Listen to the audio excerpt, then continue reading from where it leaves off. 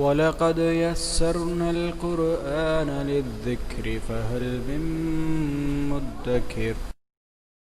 بسم الله الرحمن الرحيم. قل يا أيها الكافرون لا أعبد ما تعبدون ولا أنتم عابدون ما أعبد ولا أنا عابد ما عبدتم ولا أنتم عابدون ما أعبد لكم دينكم ولي دين.